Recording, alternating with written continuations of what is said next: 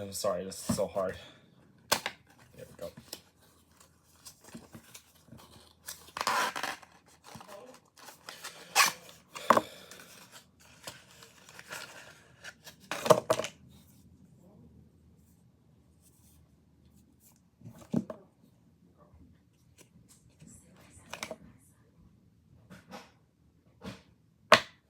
Okay, if you haven't seen my unboxing video, this is the quick release battery pack I bought since I need to buy a double one for my doorbell, so yeah.